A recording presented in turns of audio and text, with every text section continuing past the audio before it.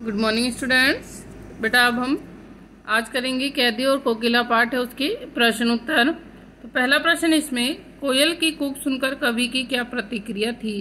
कि जब कोयल बोल रही थी, कूक रही थी, तो कवि ने क्या बोला। तो कोयल की कूक सुनकर कवि को लगा जैसे वह किसी का संदेश लाई है, इसलिए वह उससे कहता है कि तुम चुप क्यों हो जाती हो, रह रहे हो कोयल, स्पष्ट बोलो। कि कवि को ऐसा लग रहा है कि जैसे वो किसी का संदेश लेकर आई है।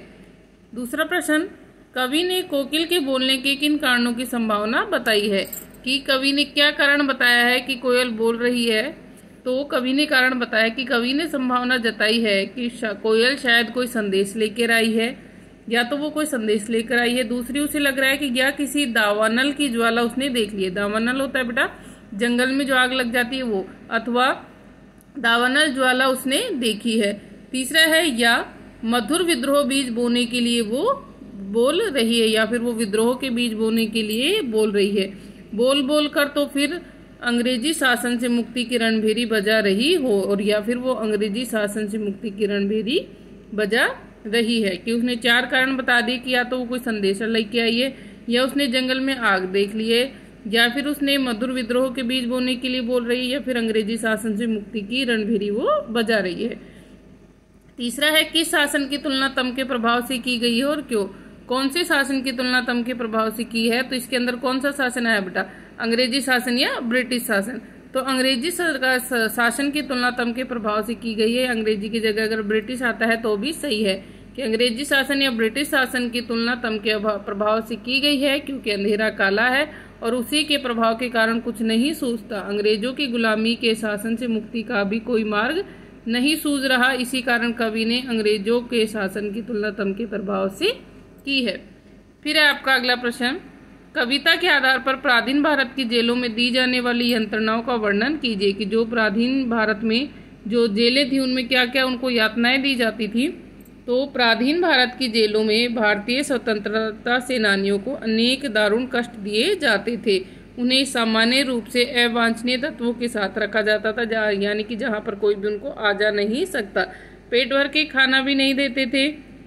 कठिन श्रम से मोट खिंचवाया जाता था, कोल्हू चलवाया जाता था, और श्रमिक की भांति दिन भर रात उनसे कार्य करवाए जाते थे, और किसी से मिलने जुलने की इजाजत भी उनको नहीं दी जाती थी। आदि अनेक अवर्णनीय कष्ट उन्हें दिए जाते। तो उनको बहुत सारी यंत्रणाएं दी जाती थी, किसी से मिलने जुलने नहीं दिया जाता था, खाने को भी नहीं देते थे भरपेट, और दिन रात उनसे श्रम करवाते थे, परिश्रम करवाते थे। आगे है, भाव स्पष्ट कीजिए। मृदुल वैभव की रखवाली सी कोकिल बोलो। तो इस पंक्ति में भाव क्या है कि एक एक श्वास कारावास के दिनों में पीड़ा का वर्णन कर रहा है।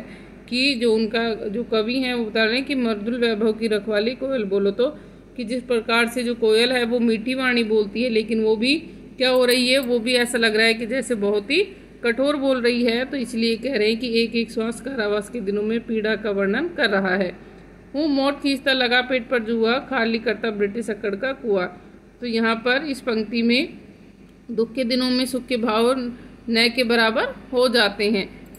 यहाँ पर बताया गया है कि किस प्रकार से वो जो ब्रिटिश शासन है उसकी अकड़ को वो कम करते जा रहे हैं, किस प्रकार से वो अपने यानी जो जितने भी अत्याचार कर रहे हैं कि ताकि ये भारतीय सैनिक वो टूट जाएं, पर वो उसके बावजूद भी सभी काम उनके कर रहे हैं।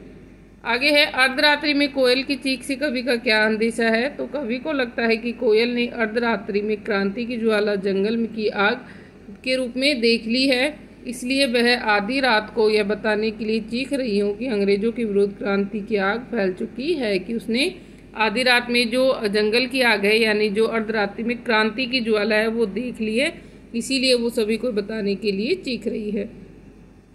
कवि को कोयल से ईर्ष्या क्यों हो रही है। तो कवि को लगता है कि कोयल का बसेरा हरी भरी डाल पर है, पर वह काल कोठरी में कैद है, और कोयल है जो आकाश में आराम से उड़ पा रही है, लेकिन जो कवि है वो एक 10 फुट की कोठरी है उसके अंदर बंद हो गया है। और जो कोयल का गाना है उसको सुनकर सभी वाह कह उठते हैं, लेकिन कवि का तो रोना भी मना है, इसी कारण से उसको कोयल से ईर्ष्या हो रही है। कवि की स्मृति पटल पर कोयल के गीतों की कौन सी मधुर स्मृतियां अंकित है जिन्हें अविनष्ट करने पर तुली है। कि ऐसी कौन कौन सी जो उनकी मधुर स्मृतियां हैं जिनको वो गाती थी।